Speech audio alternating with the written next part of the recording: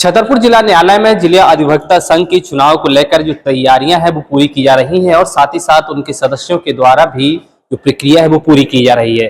हमारे साथ उनके सदस्य जो मौजूद हैं उनसे खुद सीधे बातचीत करते हैं कि चुनाव की कैसी क्या प्रणाली है और इस बार विशेष करके अधिवक्ताओं की क्या क्या मांग जायज रखी जा रही है और पिछले जो अधिवक्ता के अध्यक्ष रहे हैं अधिवक्ता संघ के उनके कार्यकाल से वो कितने संतुष्ट रहे हैं और इसकी नई प्रक्रिया को लेकर के वो क्या कुछ बताना चाहते हैं, क्या कहना चाहते हैं इस चुनावी प्रक्रिया को लेकर के। देखिए, जिला अधिवक्ता संघ का जो कार्यकाल था वो समाप्त हो चुका है और नवीन चुनाव के लिए स्टेट बार काउंसिल के द्वारा यहाँ एक तदर्थ समिति को भेजा है और वो तदर्थ समिति हमारे अधिवक्ता सदस्यों में से है और हम लोगों को उनके द्वारा 45 दिन का समय दिया गया है। 45 दिन में हम लोगों की फीस जमा करानी है, जो भी हमारे मेंबर हैं, और फीस जमा कराने के बाद नवीन वोटर लिस्ट तैयार करनी है और फिर उसको अनुमोदन के लिए स्टेट बार काउंसिल को भेजना है और इसके बाद हम चुनाव की तिथि डिक्लेयर करेंगे और चुनाव की तिथि डिक्लेयर करने के बाद यहाँ पे जो अभ्यर्थी हैं उनके फार्म लेने के बाद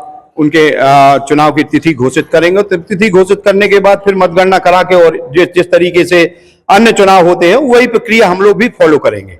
खासतौर पे कितने सदस्य इसमें रखे गए हैं और क्या क्या गाइडलाइन रखी गई है आपके चुनाव के दौरान? देखिए, 5 सदस्यों को रखा गया है और गाइडलाइन साफ तौर से उनमें गाइडलाइन नहीं दी गई है। गाइडलाइन के लिए तो सिर्फ इतना कहा गया कि आप फीस जमा करा के और 45 दिन में चुनाव कराएं और जो पिछली कार्यकारिणी पिछले जो चुनाव होते चले आए हैं जिस तरीके से उसी तरीके से हम लोग यहाँ पे चुनाव संपादित कराएंगे। तो जो अध्यक्ष का चुनाव होगा वो डायरेक्टली होगा और किन किन पदों के लिए इसमें निर्वाचन किया जाएगा? हमारे यहाँ अध्यक्ष, उपाध्यक्ष, सचिव, सह सचिव और इसके बाद कार्यकारिणी सदस्य, ग्रंथपाल, कोषाध्यक्ष, इस तरीके से हमारे यहाँ चूंकि पुरानी स्थिति जो जिस हिसाब से है उसी हिसाब से वो पद हैं और उन्हीं के हम चुनाव कराते हैं। तो ये चुनावी प्रक्रिया की जो बात कर रहे थे, अब हमारे साथ मौजूद हैं व्यास जी, उनसे खुद सीधे बात करते हैं कि आने वाले अध्यक्ष को लेकर के आप कैसा अध्यक्ष चाहते हैं? हमारी मंशा है कि साफ सुथरा अध्यक्ष आए जो बार और बेंच की गरिमा को स्थापित रखे। अब वर्तमान में जो अध्यक्ष रहे हैं उन्होंने बार की बहुत ही दुर्दशा की है, आय व्यय का हिसाब किताब गड़बड़ किया है, कोई हिसाब किताब नहीं मिल रहा है। बार और बेंच के संबंध भी लगभग खराब हुए हैं और गरिमा भी गिर गई है। यदि बात की जाए उनके जो कार्यकाल के दौरान कोई ऐसे काम जो आप हमें बता सकें? कोई काम किया ही नहीं, उन्हें तो बताने लायक कोई स्थिति नहीं, कोई काम नहीं किया उन्होंने, कोई काम नहीं किया। यदि आवश्यकता की बात की जाए तो जिला न्यायालय में क्या क्या अभी नए अधिवक्ताओं के लिए जो अभी अधिवक्ता काम कर रहे हैं उनके लिए क्या क्या आवश्यकता है जिनकी पूर्ति होना चाहिए? नए अधिवक्ताओं के बैठने की व्यवस्था नहीं है, लाइब्रेरी की व्यवस्था नहीं है, उनके जो नए आते हैं वकील उनके प्रशिक्षण की आवश्यकता है कि न्यायालय में कैसे पेश होना है, तो इसको न्यायालय की गरिमा, वकीलों की गरिमा, इसका ख्याल कैसे रखना है, ये भी प्रशिक्षण देने की आवश्यकता होती है उनको। और कैंटीन की व्यवस्था नहीं है हमारे यहाँ बार में, चाय पीने हम लोग बाहर जाते हैं, उसकी भी आवश्यकता है। तो ये सब आवश्यकताएं हैं जिनकी बहुत आवश्यक जरूरत है। और भी हमारे साथ मौजूद है। भाई साहब, कैसा अध्यक्ष चाहते हैं इस बार के चुनाव को लेकर, कैसी क्या तैयारी? अभी तक पूर्व में जो हमारा कार्यकारिणी का कार्यकाल रहा वो ऐसा रहा, अंधेर नगरी चौपट राजा, टके सिर भाजी और टके सिर खाजा, कम से कम वो स्थिति निर्मित ना हो, ऐसा अध्यक्ष हो। देखिए, अध्यक्ष बनाने का पर्पज ये रहता है कि अधिवक्ताओं की जो भी समस्याएं हैं वो संबंधित प्राधिकारी या जो भी प्रशासनिक अधिकारी या जजेस हैं उन तक पहुंचाने की है। अभी इस 2 सालों में हमने ये देखा कि वो हमारी जो समस्याएं थी वो उन संबंधित जनों तक वो पहुंचने का प्रयास भी किया गया तो वो पहुंचाई नहीं गई वहां तक। ठीक, तो कुल मिला के अध्यक्ष ही हमारे बहुत कमजोर और डरपोक किस्म के थे और वो किसी भी प्रकार का विवाद नहीं चाहते थे। इस कारण से उन्होंने कोई भी अधिवक्ता की समस्या संबंधित अधिकारी, प्राधिकारी या न्यायाधीश तक पहुंचाई नहीं। ये कोई ऐसा काम है जो उनके द्वारा किया गया हो आप लोगों के हित में? जैसा कि व्यास जी ने बताया गया कि कोई भी हित में कोई कार्य किया ही नहीं गया, जो भी किया गया अधिवक्ताओं के अहित में किया गया। तो अभी क्या चाहते हैं आपके ऐसे कोई कार्य काम हो सके? अभी हम ऐसा चाहते हैं जो भी अध्यक्ष हो, जो भी कार्यकारिणी के लिए आए, वो हमारी समस्या पैदा करने वालों तक बताएं और पहुंचाएं और उनका निदान करने का प्रयास करें। आगे वाले अधिवक्ताओं को लेकर के ऐसे क्या काम रहेंगे जो होने चाहिए और आप लोगों की ये मांग पूरी होनी चाहिए? हमारे यहाँ सर नली का, नाली का, गली का, सफाई का, शौचालय का, पेयजल का कोई काम नहीं हुआ जो अभी तक ड्यू है और उनको होना चाहिए। तो ये हमारे साथ जो नई मांग कर रहे हैं, हमारे साथ पूर्व के गुड्डू भाई साहब हैं जो वर्तमान अध्यक्ष हैं, उनसे खुद सीधे बातचीत। भाई साहब क्या कहना चाहेंगे, जो नया चुनाव होना है अब अध्यक्ष का, इसको लेकर के क्या कहना चाहेंगे? हमारा कहना यह है कि जिला अधिवक्ता संघ का चुनाव है। मैं अध्यक्ष रहा हूँ। मेरे कार्यकाल में हम लोगों ने कई ज्ञापन दिए। वकीलों को जब भी कोई दिक्कत आई उसके लिए हम लोगों ने ज्ञापन दिए। जैसे भोला यारवार एडवोकेट था, उसका कांड हुआ, उसमें हमने दिया। एक लखन राजपूत थे, उनके खिलाफ कार्रवाई की गई, वो भी हमारे यहाँ एडवोकेट हैं, पत्रकार भी हैं, तो उसके लिए हम लोगों ने ज्ञापन दिया। जहाँ भी जब भी जरूरत पड़ी आधी रात को हम लोग काम आए। हम लोगों का एक छोटा सा परिवार है, उसमें हम लोग रहते हैं और जो वकीलों के हित में होता है वो हम लोग काम करते हैं और आगे भी कार्य होगा। आप देख ही रहे न्यायालय की व्यवस्था है, किसी प्रकार की कोई कमी नहीं है। बाकी तो चुनावी प्रोपोगंडा है वो चलता रहता है। कुछ ऐसे काम जो आप हमें बताना चाहते हैं और नए अधिवक्ताओं के लिए जो प्रयास किए गए हों आपने, और आगे में चुनाव में जो भी होने वाला है उसमें क्या आप लोग अपेक्षा? देखो, मैं सन 1990 से वकालत कर रहा हूँ और मेरे समय 90 से आज 2025 तक मेरा कार्यकाल है अभी 25 का। इसके पहले काफी अध्यक्ष हुए, लेकिन किन अभी महिलाओं अधिवक्ताओं के संबंध में नहीं सोचा, उनके हितों के लिए। मैं अध्यक्ष था। मैंने जो सामने दिख रहा है आपको, जो चैम्बर अलग से बनवाया महिलाओं के लिए, बैठने की व्यवस्था, उनकी टॉयलेट की व्यवस्था, ये महिला अधिवक्ताओं का जो हमारा कार्यकाल में जो काम हुआ, ये आपके सामने, ये इनॉर्गेशन देखें आप, ये पूरी पुताई व्यवस्था, ये सब मेरे कार्यकाल में हुआ। अब चुनाव होने वाला है, अधिवक्ता फिर से अध्यक्ष नया चुनेगा, उनसे आप क्या अपेक्षा रखेंगे कि आपके द्वारा जो काम किए गए हैं या फिर जो आने वाले नए काम हैं उनको लेकर के क्या? मैं खुद प्रत्याशी हूँ ना, मैं प्रत्याशी हूँ, मैं चुनाव लड़ रहा हूँ।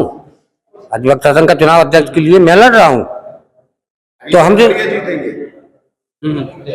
मैं तो अब जो ऐसे काम है, जैसे मान लीजिए आपने महिलाओं के लिए बताया, तो आगामी ऐसे कौन कौन से काम रहेंगे जो आप करना चाहेंगे? देखो, सबसे महत्वपूर्ण काम तो हमारा ये जो बैठक व्यवस्था है, अब वकीलों की स्ट्रेंथ तो बहुत ज्यादा हो गई, तो जी प्रथम तल का निर्माण कराना है हम लोगों को।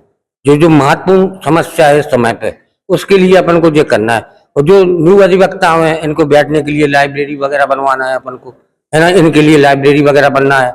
बैठक व्यवस्था हो ही रही, और पार्किंग की व्यवस्था भी अपन को करना है, कैंटीन की व्यवस्था करना है। काफी काम है जो अपन करेंगे। हिसाब किताब को लेकर के लगातार बातचीत सामने आती है कि जो हमारे अध्यक्ष हैं यानी कि आप हैं, आपके ऊपर आरोप लगाते हैं कि हिसाब किताब नहीं रखा गया। इस एक नहीं, ये बेबुनियाद है, ये तो एक दूसरी मानसिकता का प्रतीक है। बाकी जो हिसाब किताब है, जो कोषाध्यक्ष का काम है। आप देखें आय व्यय क्लियर है, इसमें कुछ नहीं है। हमारे यहाँ कोई बाहर से फंड नहीं आता। अधिवक्ता संघ के जो हम लोग मेंबर हैं, हम लोगों के वकालतनामा मेमो व्यक्ति है या जो महीने की सदस्यता शुल्क लगती है, वो पैसे से खर्चा चलता है, कोई बाहर से फंड नहीं आता। समझ रहे ना? बाकी तो कहने को है कि 10 लाख 20 लाख 30 लाख, प्रूफ नहीं। एक चुनावी प्रोपोगंडा है भैया, ऐसा चलता ही रहता है और चलेगा, आप देख तो रहे हो। तो जैसे नए अधिवक्ता जो आने वाले हैं, जैसे मान लीजिए नए प्रशिक्षित लोग आएंगे, तो उनके लिए क्या क्या आप लोगों ने सोचा है? नए अधिवक्ताओं के लिए सबसे बड़ी समस्या तो बैठक की है। वो बैठे कहाँ पे?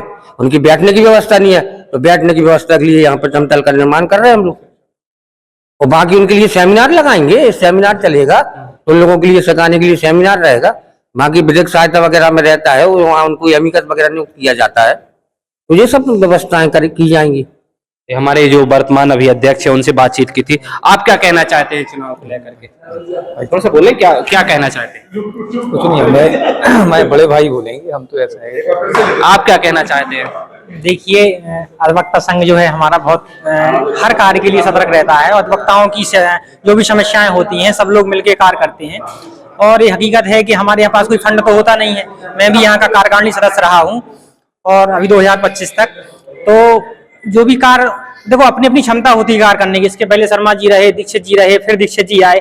जिसके पास जो भी कार्य करने की क्षमता है उसने अपने सामर्थ्य के अनुसार काम किया है। भाई अगर अपने पास जितनी क्षमता है उतना ही काम करेंगे, ज्यादा तो करेंगे नहीं। तो अपने सामर्थ्य के अनुसार हर अध्यक्ष ने अपना कार्य किया है। आगे भी जो भी अध्यक्ष बनेंगे वो भी अपने सामर्थ्य के अनुसार काम करेंगे।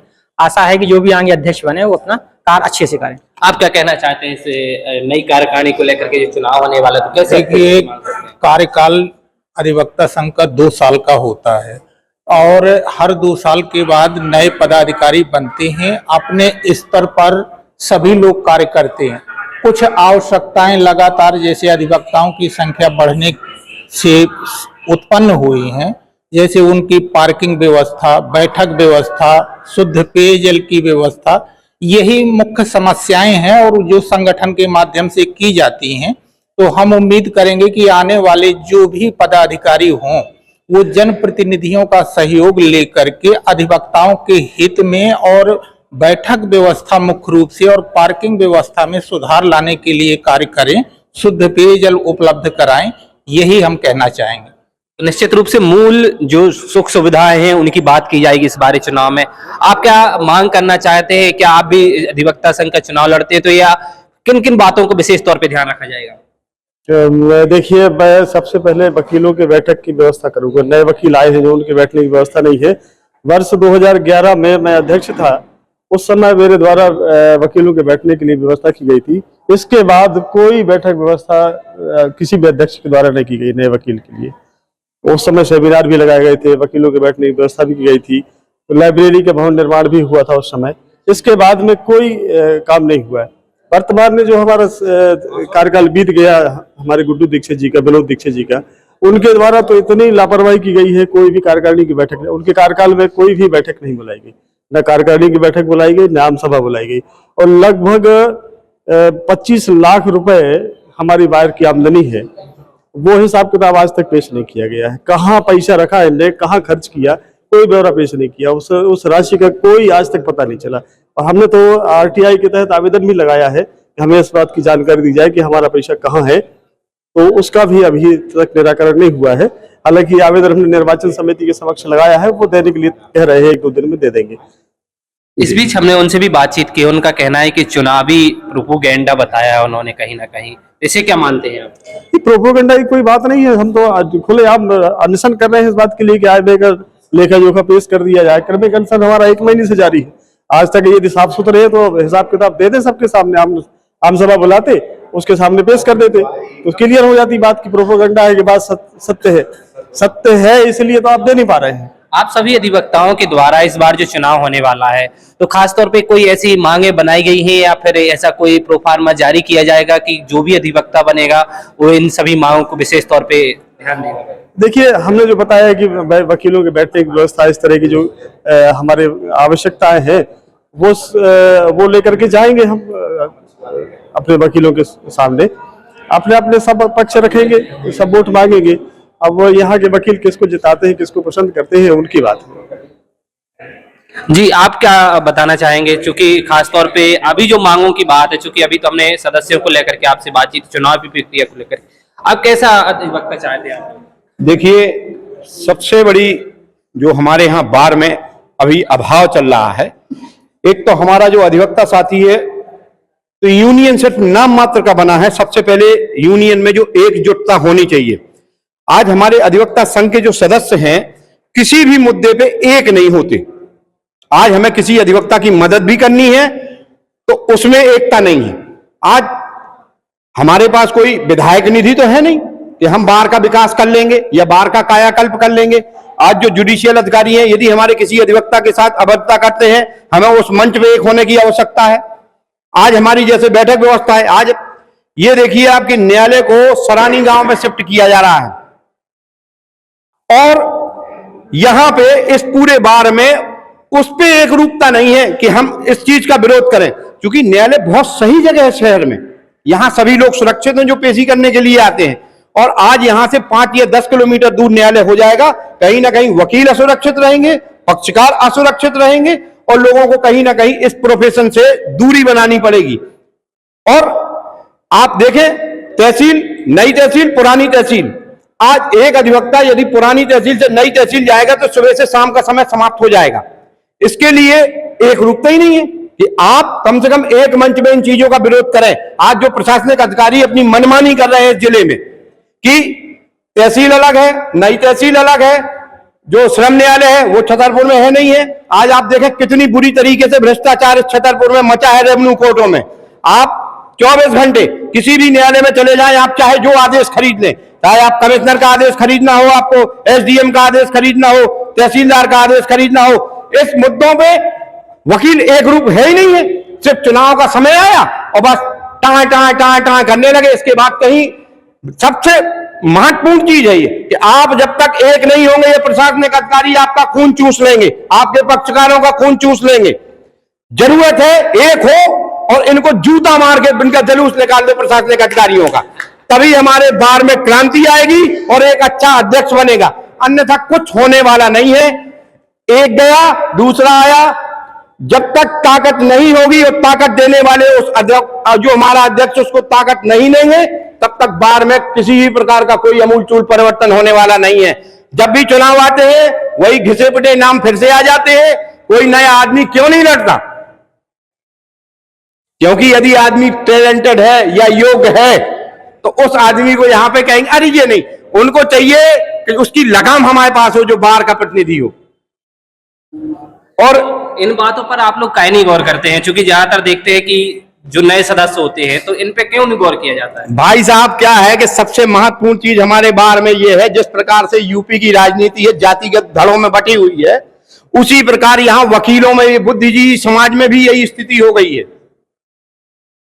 यहां पे जो पंडित है, जो ठाकुर है, जो बनिया है, जो लाला है, आप योग्य आदमी का अभाव हो रहा है यहां बार में। और जब तक योग्य आदमी नहीं आएंगे, वकीलों की इज्जत नहीं बढ़ेगी, वकीलों को सम्मान नहीं मिलेगा, प्रशासनिक अधिकारियों में, न्यायिक अधिकारियों में सम्मान नहीं मिलेगा।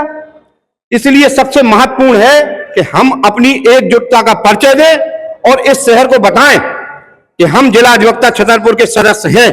आज थानों में जाता है वकील, तो वहां अगर पुलिस वालों को दलाली की बात करना हो तो वकील अच्छा है, अगर वकील ने कानूनी बात करी तो वकील दुखदाई है, तो वकील को महत्व नहीं देंगे।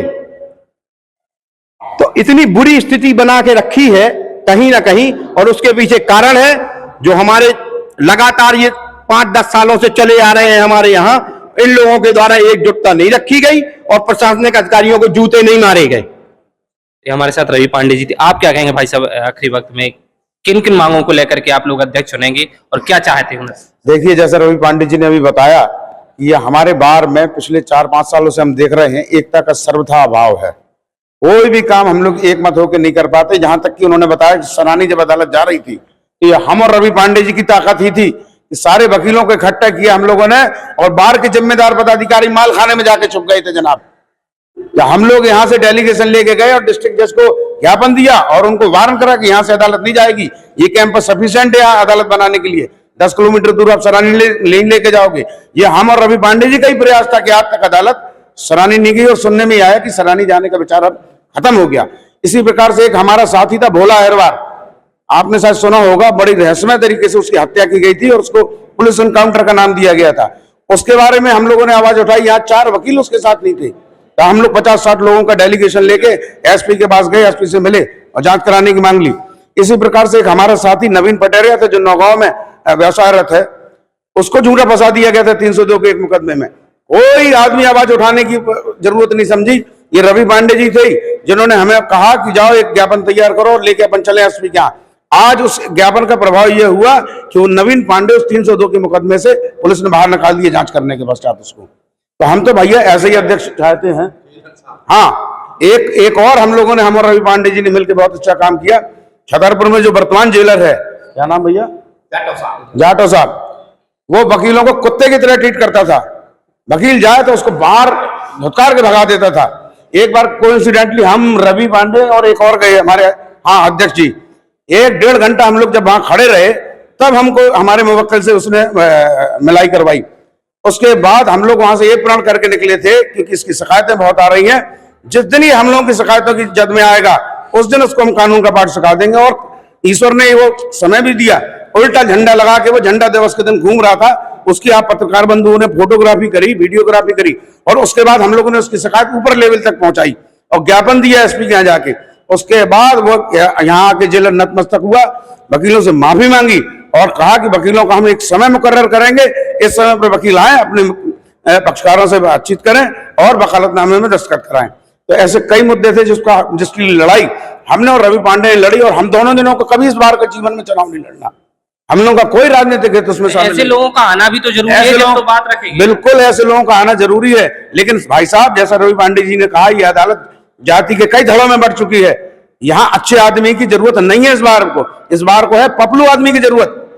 यहाँ बार में अधिवक्ताओं के अध्यक्षों के ठेकेदार हैं जो चाहते कि पपलू आदमी आ जाए, उसकी कठपुतली बना ले और उसको स्टेज में नचाएं। जितना हम नचाएं उतना ही वो नाचे, उसके आगे नहीं बोले वो कुछ भी।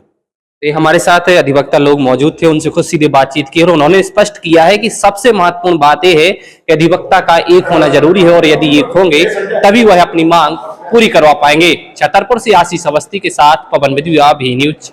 चन्नूलाल का प्रतिष्ठान कलश ट्रेडर्स कॉलेज तिराहा छतरपुर लेकर आया है सागर संभाग का पहला हाईटेक मॉड्यूलर किचन डिजाइन, जो कि आधुनिक मशीनों द्वारा की जाती है, जिसमें आपका किचन बनेगा बेहद खूबसूरत। घर के ओपन एरिया में स्टील, लोहे, WPC प्लाई एवं ACP सीट कटिंग के अलावा सभी प्रकार की CNC कटिंग हाईटेक मशीनों द्वारा की जाती है। इसके साथ ही अब घर के भारी दरवाजे भूल जाएं और लोहे एवं स्टील डिज़ाइन से हल्के एवं हाईटेक दरवाजे हम लगाते हैं। घर की इंटीरियर डिज़ाइन में उपयोग होने वाली हर एक सामग्री हमारे यहाँ बनाई जाती है, जो कि छतरपुर जिला ही नहीं बल्कि पूरे सागर संभाग में एकमात्र है। तो देर किस बात की, अपने घर को खूबसूरत बनाने के लिए आज ही हाईटेक डिज़ाइन देखने एवं पसंद करने के लिए संपर्क करें। कलश ट्रेडर्स कॉलेज तिराहा छतरपुर। हमसे फ़ोन पर संपर्क भी स्क्रीन पर दिए गए नंबर पर किया जा सकता है।